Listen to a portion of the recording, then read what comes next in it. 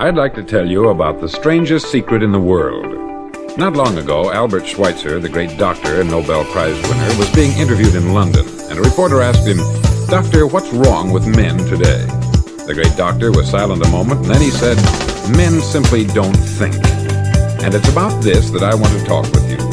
We live today in a golden age. This is an era that man has looked forward, dreamed of, and worked toward for thousands of years. But since it's here, we pretty well take it for granted. We in America are particularly fortunate to live in the richest land that ever existed on the face of the earth, a land of abundant opportunity for everyone. But do you know what happens? Let's take 100 men who start even at the age of 25. Do you have any idea what will happen to those men by the time they're 65? These 100 men who all start even at the age of 25 believe they're going to be successful.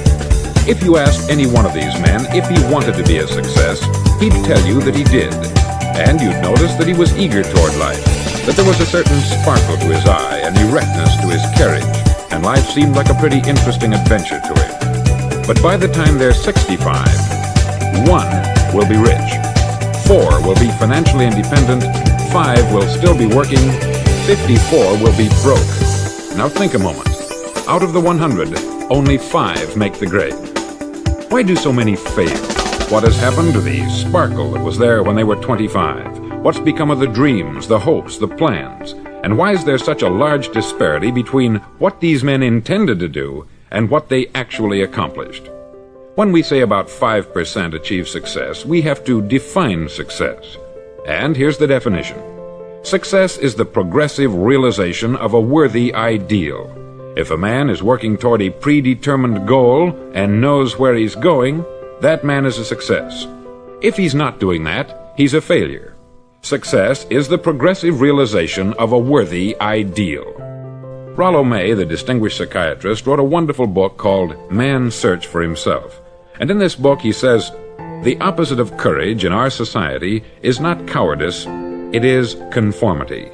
And there you have the trouble today. It's conformity. People acting like everyone else, without knowing why, without knowing where they're going. Now think of it.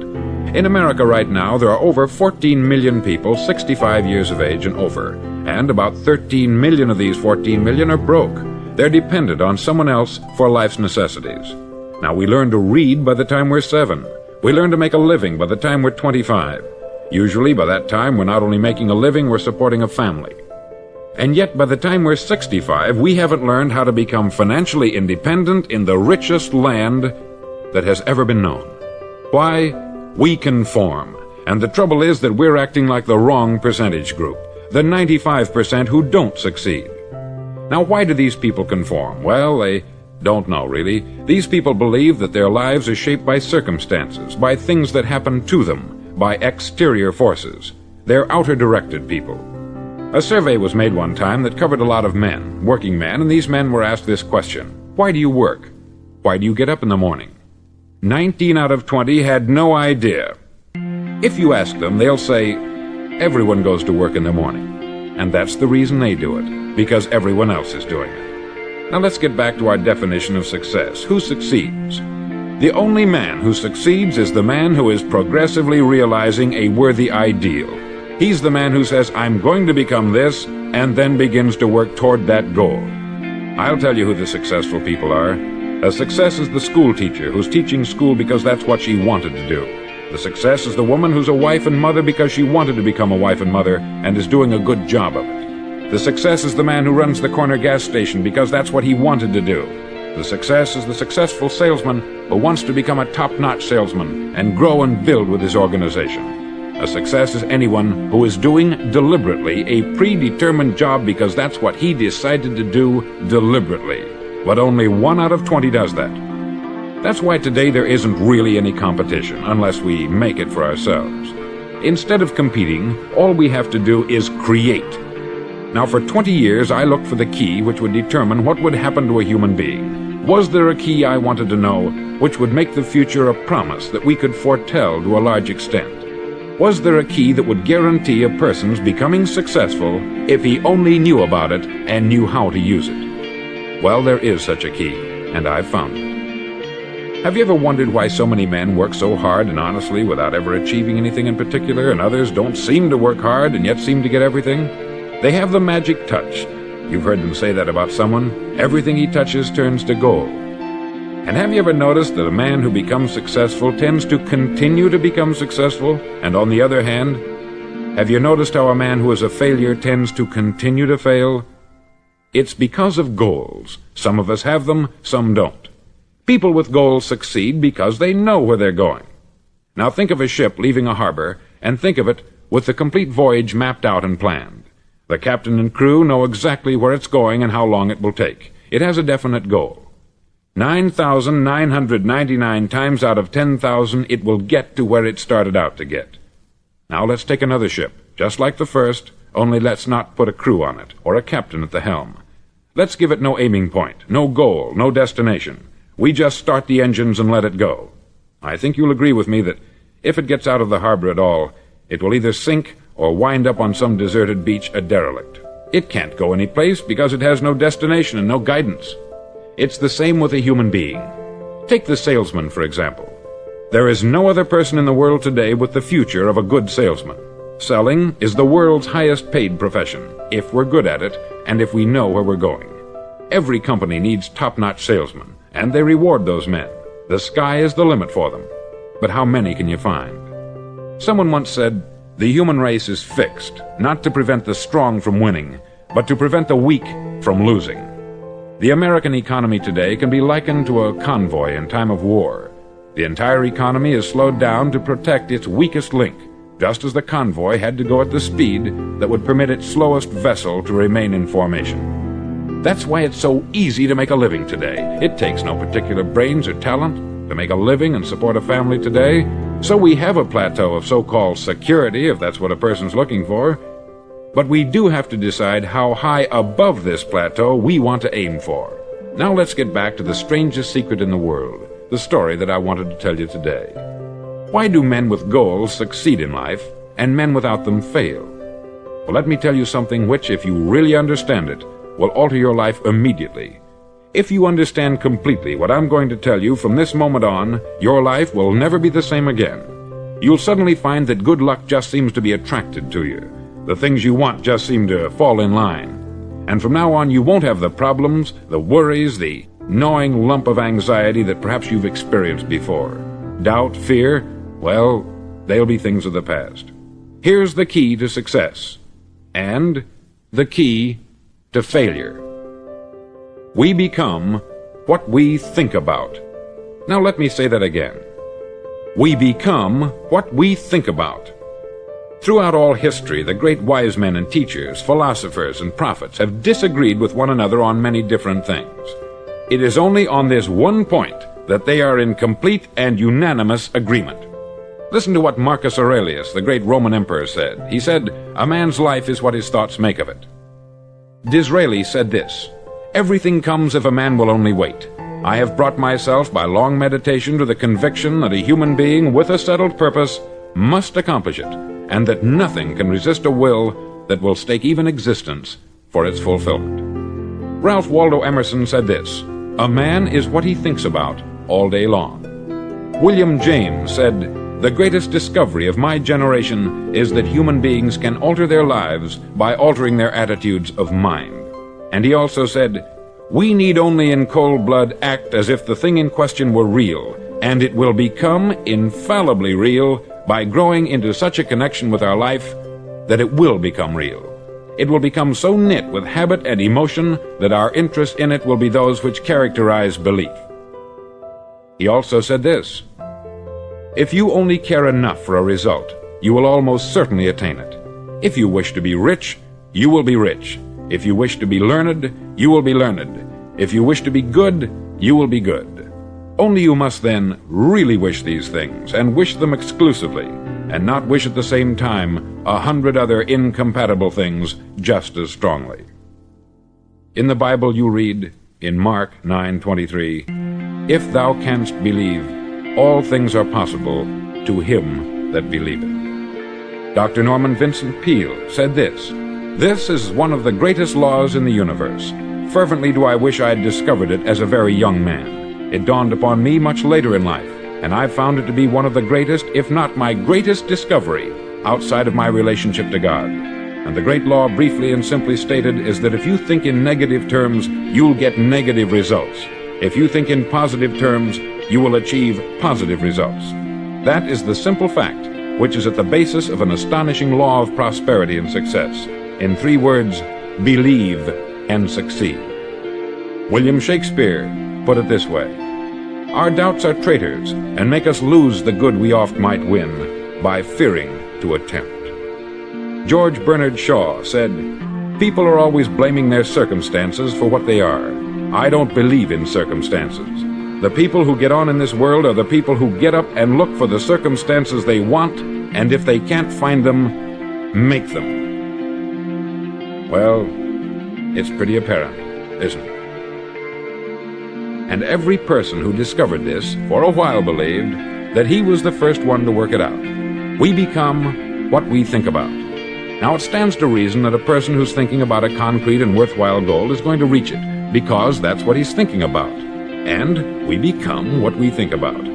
Conversely, the man who has no goal, who doesn't know where he's going, and whose thoughts must therefore be thoughts of confusion and anxiety and fear and worry, becomes what he thinks about.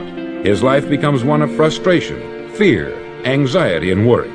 And if he thinks about nothing, he becomes nothing. Now, how does it work? Why do we become what we think about? Well, I'll tell you how it works as far as we know. Now, to do this, I want to tell you about a situation that parallels the human mind. Suppose a farmer has some land, and it's good, fertile land. Now, the land gives the farmer a choice. He may plant in that land whatever he chooses. The land doesn't care.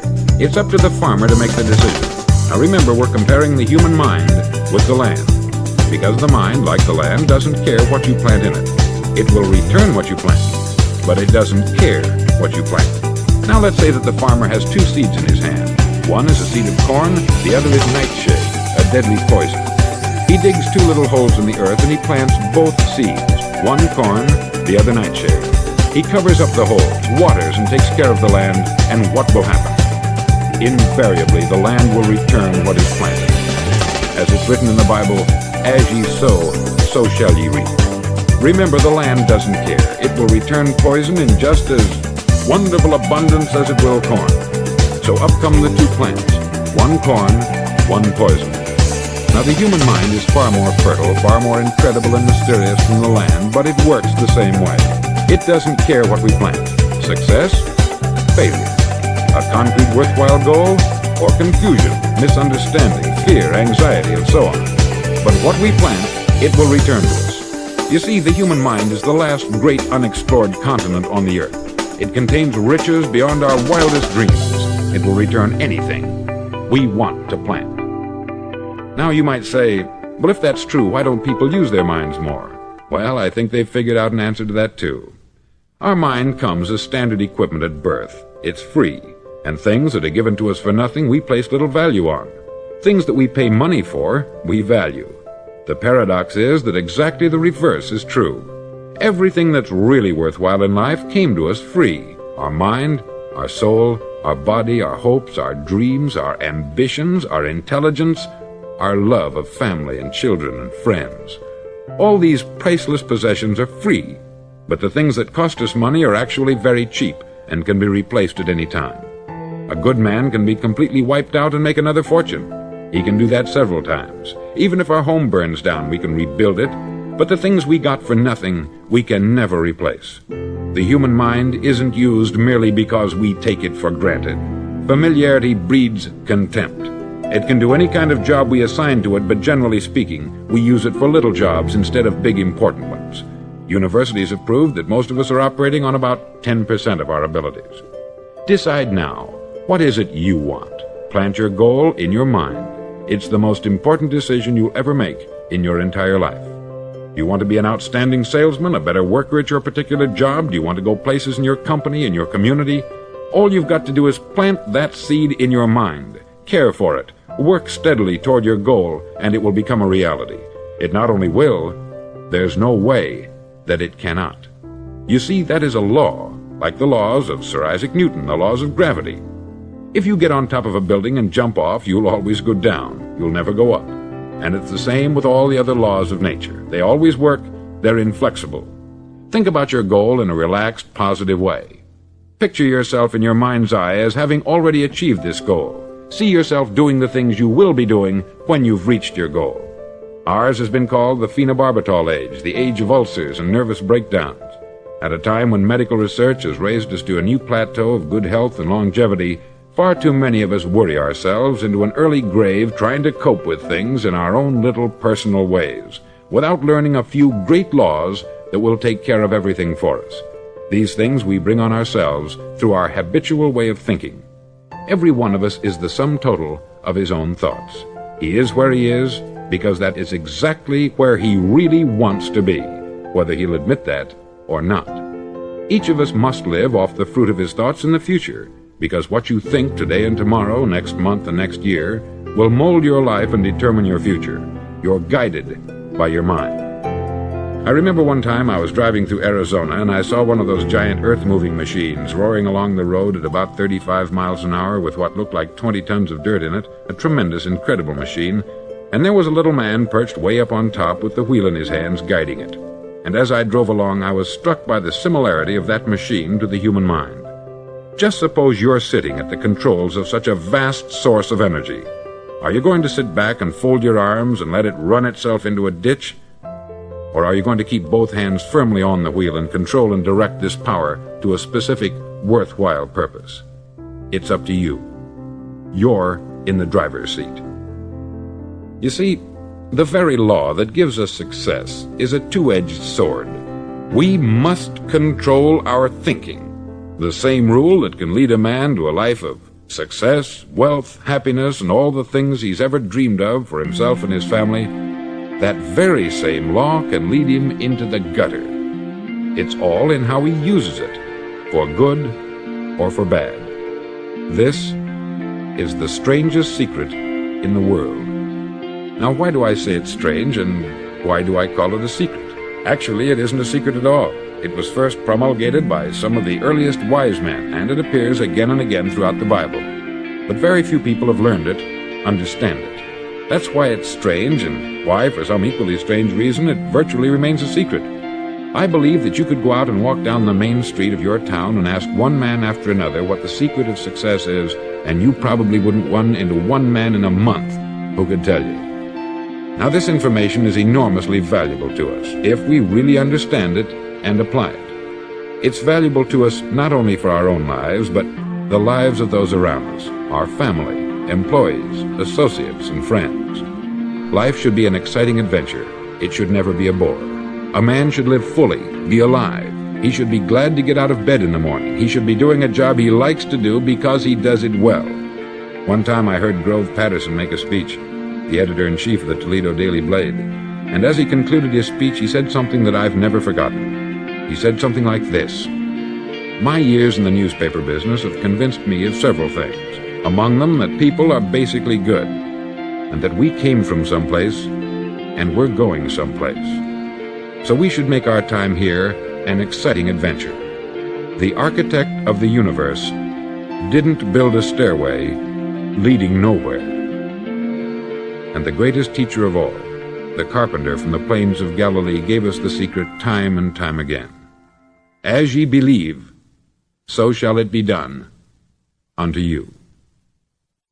I've explained the strangest secret in the world and how it works. Now I want to explain how you can prove to yourself the enormous returns possible in your own life by putting this secret to a practical test. I want you to make a test that will last 30 days. Now, it isn't going to be easy.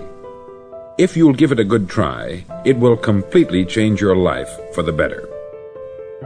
Back in the 17th century, Sir Isaac Newton, the English mathematician and natural philosopher, gave us some natural laws of physics which apply as much to human beings as they do to the movement of bodies in the universe.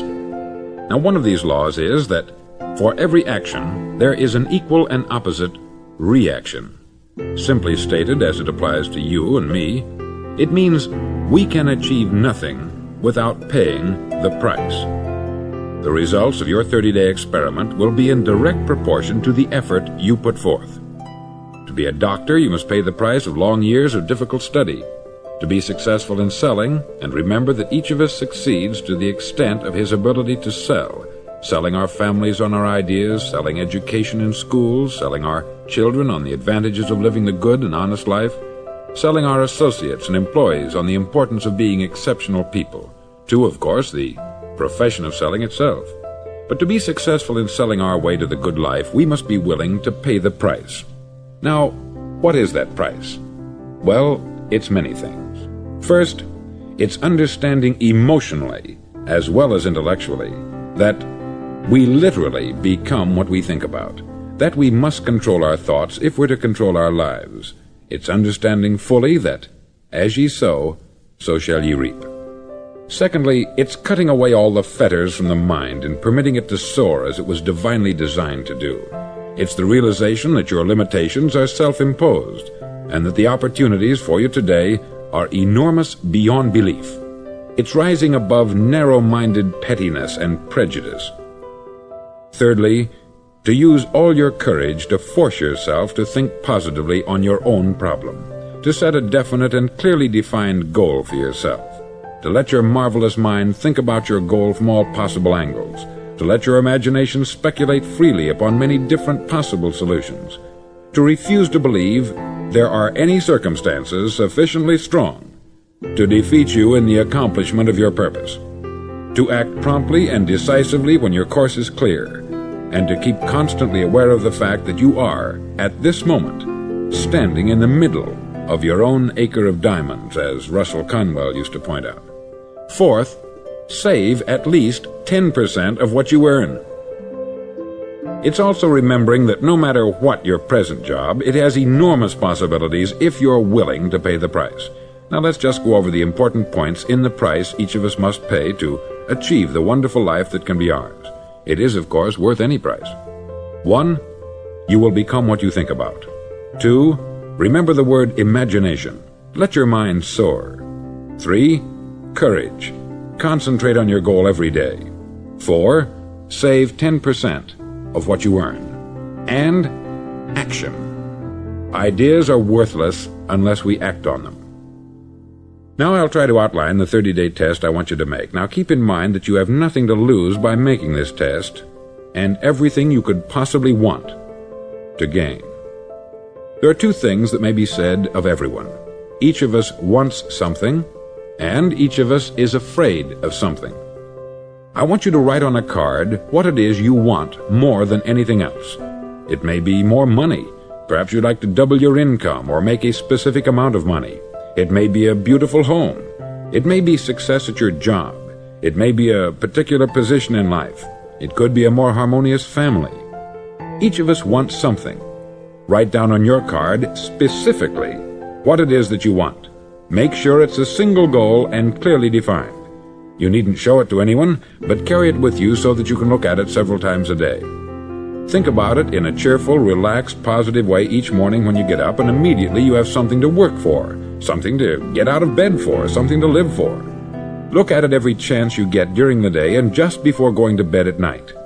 As you look at it, remember that you must become what you think about, and since you're thinking about your goal, you realize that soon it will be yours. In fact, it's yours really the moment you write it down and begin to think about it. Look at the abundance all around you as you go about your daily business. You have as much right to this abundance as any other living creature. It's yours for the asking. Now we come to the difficult part. Difficult because it means the formation of what is probably a brand new habit, and new habits are not easily formed. Once formed, however, it'll follow you for the rest of your life. Stop thinking about what it is you fear. Each time a fearful or negative thought comes into your consciousness, replace it with a mental picture of your positive and worthwhile goal. There will come times when you will feel like giving up. It's easier for a human being to think negatively than positively. That's why only 5% is successful. You must begin now to place yourself in that group. For 30 days, you must take control of your mind. It will think only about what you permit it to think. Each day for this 30-day test, do more than you have to do. In addition to maintaining a cheerful, positive outlook, give of yourself more than you've ever done before. Do this knowing that your returns in life must be in direct proportion to what you give. The moment you decide on a goal to work toward, you're immediately a successful person.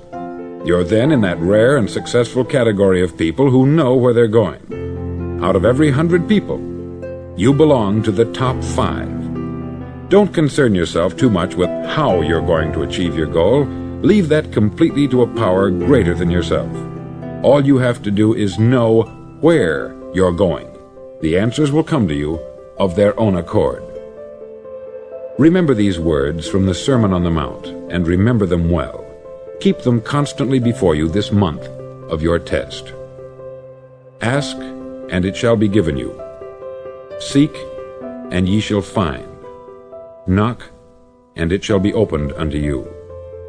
For every one that asketh receiveth, and he that seeketh findeth, and to him that knocketh it shall be opened. It's as marvelous and as simple as that. In fact, it's so simple that in our seemingly complicated world it's difficult for an adult to understand that all he needs is a purpose and faith. For 30 days, do your best. If you're a salesman, go at it as you've never done before, not in hectic fashion, but with the calm, cheerful assurance that time well spent will give you the abundance in return you deserve and want. No matter what your job, do it as you've never done it before for 30 days. And if you've kept your goal before you every day, you'll wonder and marvel at this new life you've found. Dorothea Brand, outstanding editor and writer, discovered it for herself and tells about it in her fine book, Wake Up and Live. Her entire philosophy is reduced to the words, act as though it were impossible to fail. She made her own test with sincerity and faith, and her entire life was changed to one of overwhelming success. Now you make your test for 30 full days. Don't start your test until you've made up your mind to stick with it.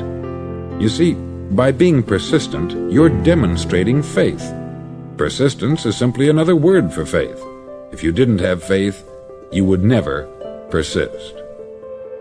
If you should fail during your first 30 days, by that I mean suddenly find yourself overwhelmed by negative thoughts, you've got to start over again from that point and go 30 more days.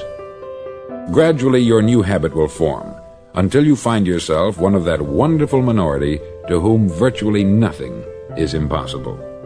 Don't forget the card. It's vitally important as you begin this new way of living. On one side of the card, write your goal, whatever it may be. On the other side, write the words we've quoted from the Sermon on the Mount. Ask, and it shall be given you. Seek, and ye shall find. Knock, and it shall be opened unto you. Nothing great was ever accomplished without inspiration. See that during these crucial first 30 days, your own inspiration is kept at a peak. Above all, don't worry. Worry brings fear, and fear is crippling. The only thing that can cause you to worry during your test is trying to do it all yourself. Know that all you have to do is hold your goal before you. Everything else will take care of itself. Remember also to keep calm and cheerful. Don't let petty things annoy you, get you off course.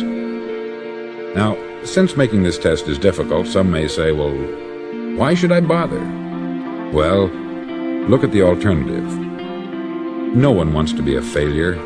No one really wants to be a mediocre individual. No one wants a life constantly filled with worry, fear, and frustration. Therefore, remember that you must reap that which you sow. If you sow negative thoughts, your life will be filled with negative things. If you sow positive thoughts, your life will be cheerful, successful, and positive. Now gradually, you will have a tendency to forget what you've heard on this record. Play it often. Keep reminding yourself of what you must do to form this new habit. Gather your whole family about and listen to what's been said here at regular intervals. You know, most men will tell you that they want to make money without understanding the law. The only people who make money work in the mint. The rest of us must earn money. This is what causes those who keep looking for something for nothing or a free ride to fail in life. The only way to earn money is by providing people with services or products which are needed and useful. We exchange our product or service